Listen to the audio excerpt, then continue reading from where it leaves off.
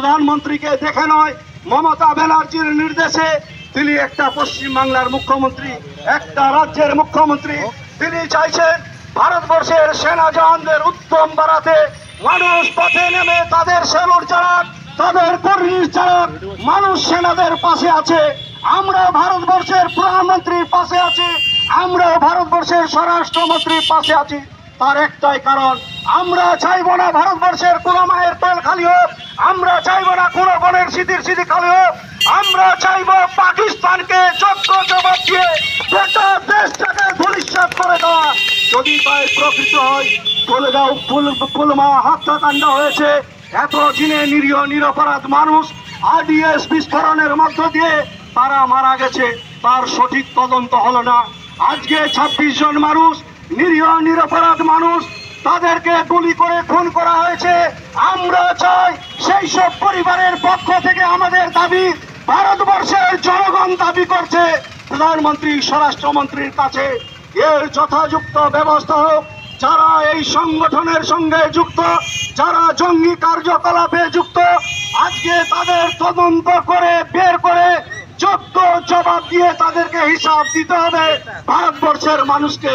আজকে পাকিস্তান যেভাবে বাড়াবাড়ি করছে, আমি মনে করি ভারতবর্ষের সেনা জওয়ানরা যেভাবে লড়াই করে আমাদের আত্মবলিদান দিয়ে, পার্শ্ববর্তী দেশ আমাদের এখানে চীন, পার্শ্ববর্তী দেশ বাংলাদেশ, আমরা পার্শ্ববর্তী এলাকায় বসবাস করি। অনেক সময় আমরা অনেকেই ভীত সন্ত্রস্ত।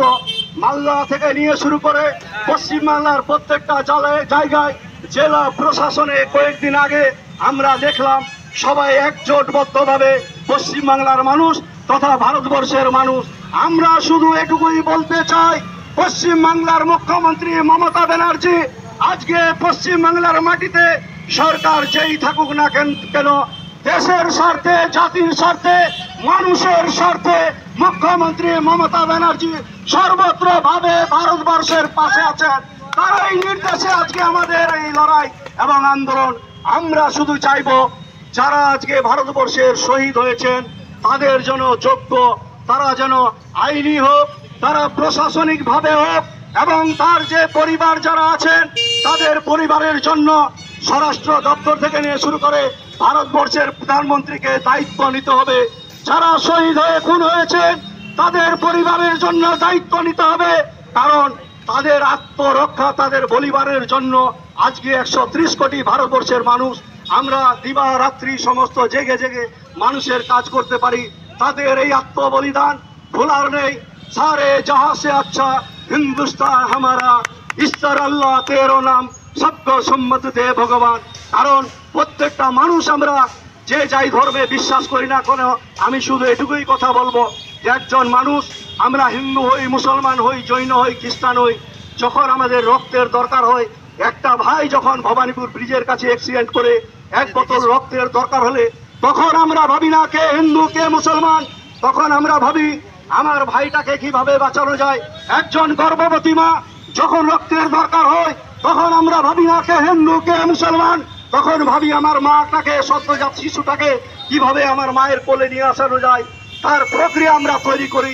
তখন রক্তের যখন আমরা যে বিধ বিচার করি না, তখন আমরা ধর্মের বিধ বিচার কেন করব? যখন মা কমলেশ্বরীর মন্দিরের পূজার্চনা হয়, মেলা হয়, অনুষ্ঠান হয়, মার্জিনাদি রবিউল ইসলাম সেখানে আমরা উপস্থিত হই।